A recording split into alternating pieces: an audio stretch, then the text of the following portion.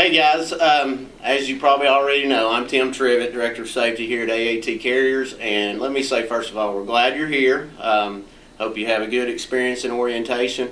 What I want to do today is introduce you to some people that actually are going to be your peers.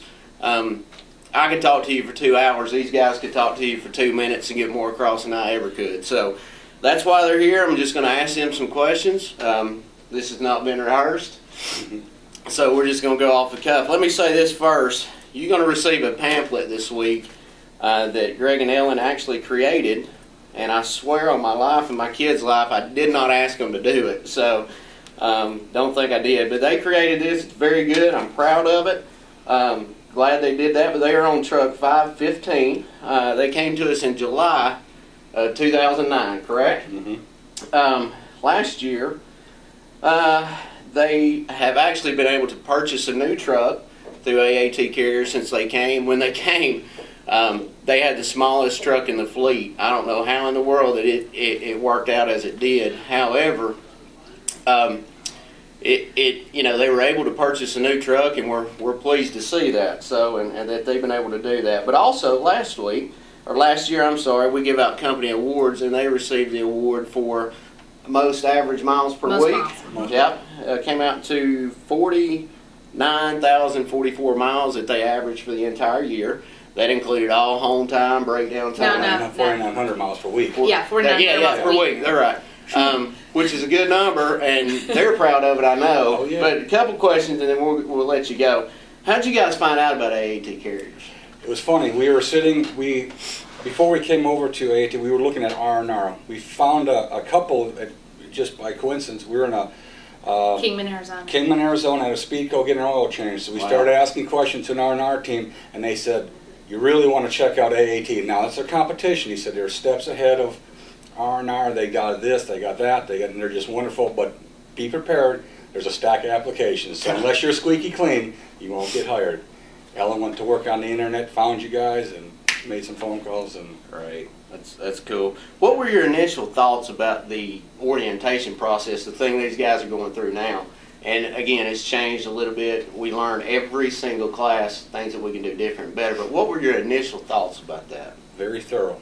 Really? I thought they were extremely, very methodical, step by step. Everything was addressed. All of the questions we had, we just had to sit back and listen. Well, and that's what I want to kind of follow up with that. We do things very quickly. As you know, you're usually loaded out Wednesday afternoon, Thursday morning at the latest. Did you see that as a problem? Did you see that as you didn't have enough time to get there? We like that a lot. We like that. Good. We're former air freight transportation engineers. Yeah. Right. So let's go. Let's get her done. Well, what were your major concerns about coming on board with AAT? Steady pace. None of the ups and downs as far as details. Details, exactly. Explosives require a lot of details. Right. Yeah. And I wanted to make sure, like you said, all your T's are crossed, your I's are dotted, and things were right. Good. You know, you were very methodical on your orientation, and we had what you expected of us. FYI, I did not pay we them needed to say step that. up. No, because it's the top of the ladder. Well, have those concerns been taken care of? Oh, yeah, absolutely. Yeah. What are, and this is kind of a loaded question, but what are you most happy with AAT? And organization. Organization, really? exactly. And the fact that you were saying that when you call somebody, you get an answer. You get your problem solved. You don't go through the automated, you talk to a human. You can 24/7. And no matter what the situation, if you ask, if the person you're talking to doesn't have an answer, you will get an answer prompt. And I don't care, we had a situation at 3 o'clock in the morning. You helped us out, as a matter of fact, when she ran over. Trust me, I remember. We ran over a pipe in Utah, in the middle of nowhere, and blew out 2 tires. And you woke me up, yes. But we had an answer. Yeah. Good. You know, and the fact that you trust us as owner-operators to make decisions, to get the job, the truck and trailer repaired fast and as efficiently as possible. And that you can't, no other company would do that. You'd have to have an RO, a PO, or this and that. And the fact that you're strong enough to let us do our thing. We try to make it common sense. And you guys remember in your orientation, I spent probably an hour on this next subject. And obviously I don't want you to take that long. But I want you to tell me, and tell these guys in this video, what does it take to be successful financially with AAT as an owner-operator? Dedication. Dedication. Just do your job. Just do it. Jeremy, the thing that I would say as an owner-operator, which is hard for a lot of us, and I'll speak for Ellen, is putting your faith in another individual to dispatch you. That is absolutely, you will not make it here if you try to buck the system. If you try to do your own thing, it will not work. And that's hard for someone that owns, that pays the bills and has control of your destiny. But you got to have faith in Jeremy. He's incredible what he does. Yeah. And I've been doing this for 28 years, and Alan's been doing it for 26. And he'll pay you later too.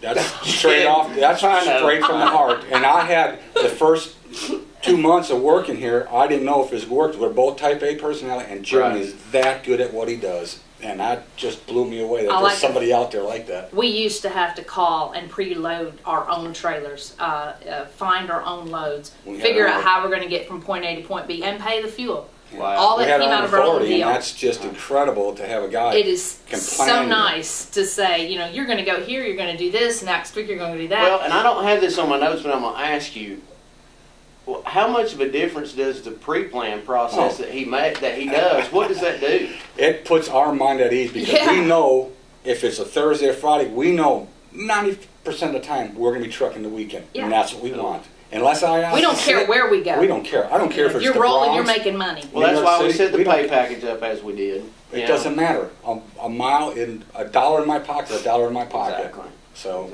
we're out here to make money. That's what he does. I don't want to sightsee. I don't want to, you know. We're out here to make money. That's it. Well, guys, again, this is Greg and Ellen Hoss, Truck 515. You'll run into them out on the road, and I appreciate you guys coming in. And pay attention to what they said. I'm sure they don't mind me saying feel free to call them and get a driver phone list.